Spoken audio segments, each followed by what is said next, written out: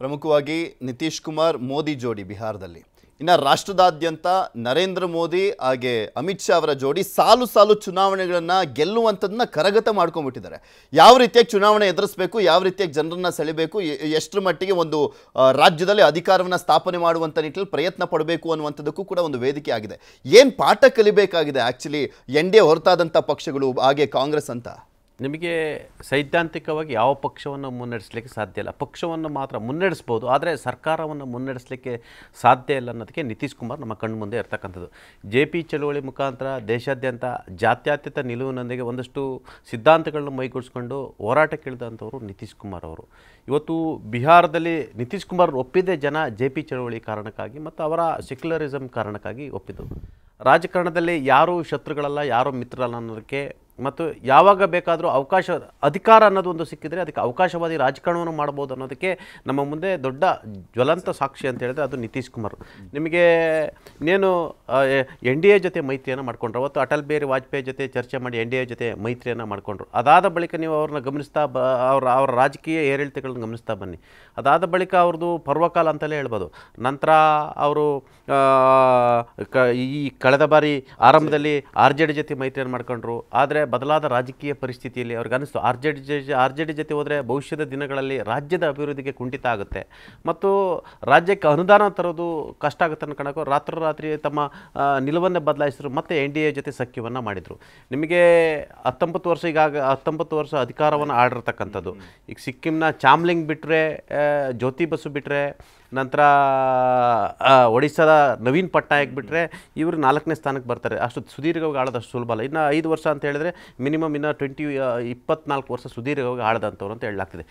ಈಗ ನಿಮಗೆ ಬಿಹಾರದ ಜನರು ಕೂಡ ಬದಲಾಗಿದ್ದಾರೆ. ಯಾಕಂದರೆ ಜನರು ಎಜುಕೇಟೆಡ್ ಆಗ್ತಿರ್ತಕ್ಕಂಥ ದಿನೇ ಆಗ್ತಿರ್ತಕ್ಕಂಥ. ಈಗ ತುಂಬ ಜನ ನನಗೆ ಹೇಳ್ತಾರೆ ಬಿಹಾರಕ್ಕೆ ಹೋದ್ ಬಂದು ನಮ್ಮ ಕರ್ನಾಟಕಕ್ಕಿಂತಲೂ ನಾವು ಬಿಹಾರಕ್ಕಿಂತಲೂ ನಾವು ಕರ್ನಾಟಕ 50 ವರ್ಷ ಮುಂದಿದ್ದೀವಿ ಅಂತ ಹೇಳ್ತಿರ್ತಕ್ಕಂಥದ್ದು.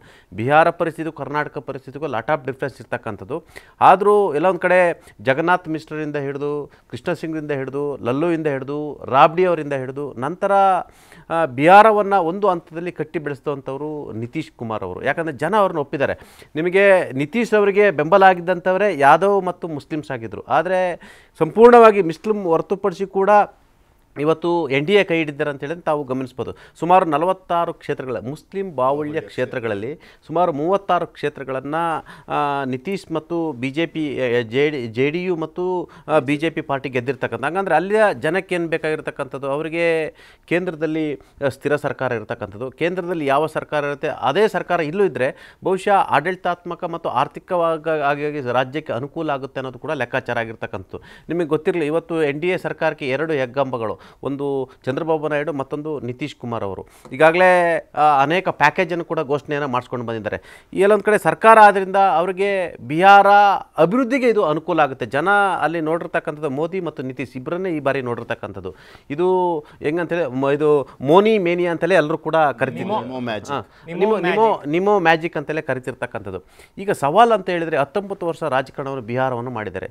ಬಿಹಾರದ ಅನೇಕ ಪ್ರದೇಶಗಳು ಇನ್ನೂ ಕೂಡ ಅತಿ ಹಿಂದುಳಿದಾಗಿರ್ತಕ್ಕಂಥದ್ದು.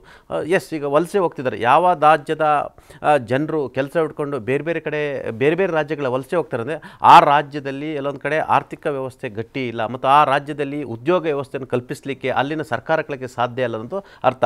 ನಿಮಗೆ ಪಾಪ ನೋಡಿರ್ಬೋದು, ನಿಮಗೆ ಮತ ಹಾಕಿ ಬಂದಂಥವ್ರು ಆ ಟ್ರೈನ್ನಲ್ಲಿ ಬರೋ ಪರಿಸ್ಥಿತಿ ಅಲ್ಲ.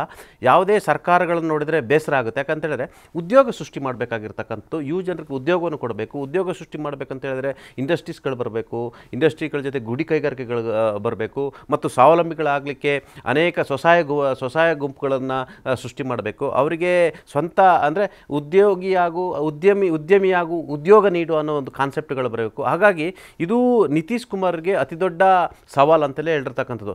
ಅನೇಕರು ಹೇಳ್ತಾರೆ ಹೌದು ನಿತೀಶ್ ಕುಮಾರ್ ಅವ್ರಿಗೆ ವಯಸ್ಸಾಗಿದೆ, ವಯಸ್ಸಿನ ಜೊತೆಗೆ ಆರೋಗ್ಯ ಸಮಸ್ಯೆ ಕೂಡ ಇರ್ತಕ್ಕಂಥದ್ದು ಮತ್ತು ಈ ಬಾರಿ ನಿತೀಶ್ಗೆ ಅವಕಾಶ ಇರೋದ್ರಿಂದ ಪಾರ್ಟ್ ಆಫ್ NDAದಲ್ಲಿ ಹೆಗ್ಗಂಬಾಗಿದ್ದರಿಂದ ನಿಮಗೆ ಬಿಹಾರಕ್ಕೆ ಹೆಚ್ಚಿನ ಅನುದಾನವನ್ನು ತರಲಿಕ್ಕೆ ಒಂದು ದೊಡ್ಡ ಅವಕಾಶವಿರ್ತಕ್ಕಂಥದ್ದು ಮತ್ತು ಈ ಬಿಹಾರ ಚುನಾವಣೆ ಗೆಲುವು ಇದೆಯಲ್ಲ, ಇಡೀ ದೇಶಾದ್ಯಂತ ಒಂದು ಮೆಸೇಜ್ ಪಾಸ್ ಆಗಿರ್ತಕ್ಕಂಥದ್ದು, NDAಯನ್ನು ತಿರಸ್ಕರಿಸಿಲ್ಲ, ಮೋದಿಯನ್ನು ಜನ ತಿರಸ್ಕರಿಸಿಲ್ಲ, ಮತ್ತು NDA ಆಡಳಿತವನ್ನು ಜನ ಒಪ್ಪಿದ್ದಾರೆ ಅನ್ನೋದ್ರಿಂದ ಹಲವಾರು ನಮ್ಮ ಕಣ್ಣು ಮುಂದೆ ಉದಾಹರಣೆಗಳು ಇರ್ತಕ್ಕಂಥದ್ದು. ಎಸ್, ಅಫ್ಕೋರ್ಸ್ ಈಗ NDAಯಲ್ಲಿ ಎಲ್ಲೊಂದು ಕಡೆ BJP ಮತ್ತು ಇವ್ರ ಜೊತೆ ಎಲ್ಲೊಂದು ಕಡೆ ಮ್ಯಾಚ್ ಆಗಲ್ಲ ಅಂತ ಹೇಳಿದ್ರು. ಆದರೆ ನಿತೀಶ್ ಏನಂತ ಹೇಳಿದ್ರೆ, ಮಗಧದ ಸಾರಥ್ಯವರು ವಹಿಸಿದ ನಿತೀಶ್ ಅವರಿಗೆ ನಿಮಗೆ ಏನು ಮೈತ್ರಿ ಸರ್ಕಾರಗಳ ಸಾರಥ್ಯ ಅಂತಲೇ ಕರೀತಾರೆ. ಯಾಕಂತ ಹೇಳಿದ್ರೆ ಸಣ್ಣ ಪುಟ್ಟ ಎಂಥದ್ದು ಇಶ್ಯೂಸ್ಗಳಿದ್ರು ಕೂಡ ಅದನ್ನ ಬ್ಯಾಲೆನ್ಸ್ ಮಾಡ್ಕೊಂಡು ತಗೊಂಡು ಹೋಗ್ತಕ್ಕಂಥ ಶಕ್ತಿ ಇರ್ತಕ್ಕಂಥ. ಯಾಕಂದರೆ ಒಂದು ಎಕ್ಸ್ಪೀರಿಯನ್ಸ್ ಮೇಕ್ ಮ್ಯಾನ್ ಪರ್ಫೆಕ್ಟ್ ಅಂತ ಹೇಳ್ತಾರೆ. ರಾಜಕಾರಣದಲ್ಲಿ ಯಾರು ಏನೇ ಹೇಳ್ಬೋದು. ಈಗ ನಿಖಿಲ್ ಕುಮಾರಸ್ವಾಮಿ 2 ಸರಿ 3 ಸರಿ ನಿಂತರು, ಆದರೆ ನಿಮಗೆ ಚುನಾವಣಾ ರಾಜಕೀಯದ ಅನುಭವ ಬೇರೆ.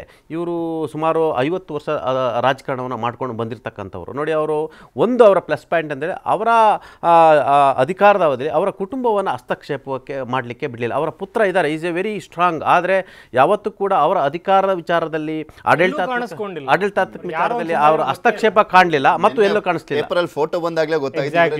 ಅಫ್ಕೋರ್ಸ್. ಆಮೇಲೆ ನೋಡಿ, ಎಲ್ಲಿ ಕುಟುಂಬ ರಾಜಕಾರಣ ಹಸ್ತಕ್ಷೇಪ ಆಯಿತು, ಕುಟುಂಬದವರು ಹಸ್ತಕ್ಷೇಪ ಆಗ್ತಾರೆ, ಅಲ್ಲಿ ಆ ಎಲ್ಲ ರಾಜ್ಯಗಳನ್ನ ನೀವು ಗಮನಿಸ್ತಾ ಬನ್ನಿ. ನಮ್ಮ ಕಣ್ಣು ಮುಂದೆ ತೆಲಂಗಾಣ ಇರ್ತಕ್ಕಂಥದ್ದು, KCR ಪಾರ್ಟಿ ಯಾವ ಮಟ್ಟಕ್ಕಾಯಿತು, ಇಡೀ ಆಂಧ್ರ ವಿಭಜನೆ ಮಾಡಿಸಿದ್ರು, ಒಂದು ರಾಜ್ಯವನ್ನು ಕಟ್ಟಿದ್ರು. ಆದರೆ ಫೈನಲಿ ಏನಾಯಿತು ಹೇಳಿ, ಇವತ್ತು ಅವರು ಅಧಿಕಾರಕ್ಕೆ ಬರಲಿಕ್ಕೆ ಕಾರಣ ಅಂತೇಳಿ ಒಂದು ಕಡೆ ಮಗ ಮತ್ತು ಸೊಸೆ ಅವರ ಕಟ. ಇನ್ನು ಬೇರೆ ಬೇರೆ ನಮ್ಮ ಕರ್ನಾಟಕದಲ್ಲಿ ಹಲವಾರು ಉದಾಹರಣೆ. ಮಹಾರಾಷ್ಟ್ರದಲ್ಲಿ ನಮ್ಮ ಕಣ್ಮುಂದೆ ಇರ್ತಕ್ಕಂಥದ್ದು BSP ಅನ್ನೋ ಪಾರ್ಟಿ ಇಡೀ ದೇಶಾದ್ಯಂತ ವ್ಯಾಪಿಸಿದಂಥ ಪಾರ್ಟಿ, ಸೋಲಿಸುವ ಮತ್ತು ಗೆಲ್ಲುವ ತಾಕತ್ತಿರ್ತಕ್ಕಂಥ BSP.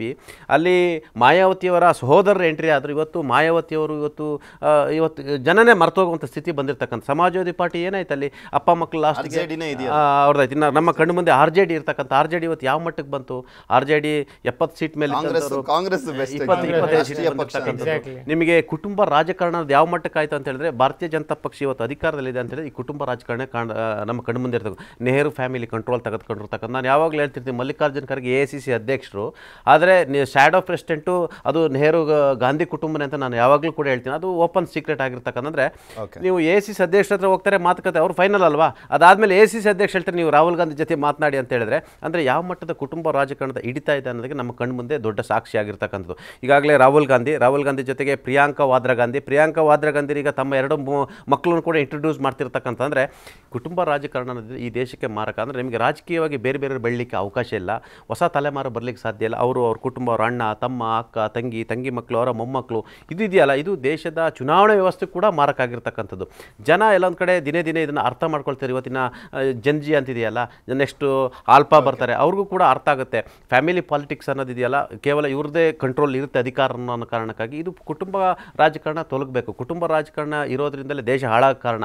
ಎಲ್ಲರೂ ಕೂಡ ಆಸ್ತಿ, ವ್ಯವಹಾರ, ವಹಿವಾಟು, ಚುನಾವಣೆಯ ಫಲಿತಾಂಶ ಮತ್ತು ಈ ಸರ್ಕಾರ ಏನು ಅಸ್ತಿತ್ವಕ್ಕೆ ಬರ್ತಾ ಇದೆಯಲ್ಲ, ಇದು ಮುಂದಿನ ದಿನಗಳ ಎಂಟೈರ್ ರಾಷ್ಟ್ರ ರಾಜಕಾರಣಕ್ಕೆ ಹೊಸ ದಿಕ್ಸೂಚಿಯನ್ನು ಕೊಡುತ್ತೆ. ಮತ್ತು ಕಳೆದ ಸಲ ಮೋದಿ ಆ ಒಂದು ಆಘಾತಕಾರಿ ಫಲಿತಾಂಶವನ್ನು ನೋಡಿ ಕುಸಿದು ಕೂತಿದ್ರಲ್ಲ, ಅವತ್ತಿನ ರಿಸಲ್ಟ್ ಬಂದ ದಿವಸ, ಅವತ್ತು ಎಲ್ಲರೂ ಕೂಡ 2024ರಲ್ಲಿ ಅವತ್ತಿನ ದಿನ ನಿತೀಶ್ ಕುಮಾರ್ ಅವರು ಒಂದು ಮಾತು ಹೇಳಿದ್ರು, ಯಾರು ಕೂಡ ಅದನ್ನು ನಿರೀಕ್ಷೆ ಮಾಡಿರಲಿಲ್ಲ.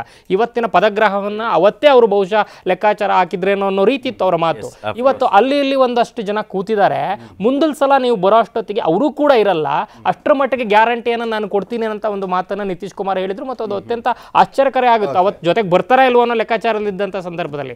ಸೊ ಅದು ಯಾವ ರೀತಿ ಪ್ರಾಸ್ಪೆಕ್ಟ್ ಅನ್ನು ಬಿಲ್ಡ್ ಮಾಡಿದೆ NDA ಪರವಾಗಿ ಅನ್ನೋದನ್ನ ಆ ಒಂದು ಜೆಲ್ ಆಗಿರುವಂಥ ಅರ್ಥಮೆಟಿಕ್ ಅನ್ನು ತೋರಿಸ್ತಾ ಇದೆ. ಮತ್ತು ಅದು ಮುಂದಿನ ದಿನಗಳಲ್ಲಿ ಮೈತ್ರಿ, ಅದರಲ್ಲೂ BJP ಜೊತೆಗಿನ ಮೈತ್ರಿ ಯಾವ್ಯಾವ ರಾಜ್ಯಗಳಲ್ಲಿ ಹೇಗಿರುತ್ತೆ ಮತ್ತು ಮುಂದಿನ ರಾಷ್ಟ್ರ ರಾಜಕಾರಣವನ್ನು ಸಿಂಗಲ್ ಆಗಿ ಹೆಂಗೆ ಹ್ಯಾಂಡಲ್ ಮಾಡಬೇಕು, ಮೈತ್ರಿ ಜೊತೆ ಹೆಂಗೆ ಹ್ಯಾಂಡಲ್ ಮಾಡಬೇಕು ಮೋದಿ ನಾಯಕತ್ವದಲ್ಲಿ ಅನ್ನೋದಕ್ಕೂ ಕೂಡ ಇದೊಂದು ಬೆಸ್ಟ್ ಎಕ್ಸಾಂಪಲ್ ಆಗಿ ಈ ಸರ್ಕಾರ ಗ್ಯಾರಂಟಿಗಳು ದೊಡ್ಡ ಮಟ್ಟದಲ್ಲಿ ಕೊಟ್ಟಿದ್ದಾರೆ. ಅದನ್ನು ಕೂಡ ನಂಬಿಕೊಂಡು ಜನ ವೋಟ್ ಹಾಕಿದ್ದಾರೆ. ಬಿಕಾಸ್ INDA ಒಕ್ಕೂಟದ ಗ್ಯಾರಂಟಿಗಳನ್ನು ನಂಬುವಂತ ಪರಿಸ್ಥಿತಿ ಇರಲಿಲ್ಲ. ಬಟ್ ಇವರನ್ನ ಸ್ವಲ್ಪನಾದ್ರೂ ನಂಬಬಹುದು. ಯಾಕೆಂದ್ರೆ ಇವರು ಕೊಡ್ತಾ ಇರುವಂತ ಗ್ಯಾರಂಟಿಗಳಿಗೆ ಗ್ಯಾರಂಟಿ ಕೊಡಕ್ಕೆ ಕೇಂದ್ರ ಸರ್ಕಾರ ಅಲ್ಲಿ BJP ಇದೆಯಲ್ಲ ಅನ್ನೋದೊಂದು ಲೆಕ್ಕಾಚಾರ ಮತದಾರರು ಕೂಡ ಲೆಕ್ಕಾಚಾರವನ್ನು ಹಾಕ್ತಾರೆ.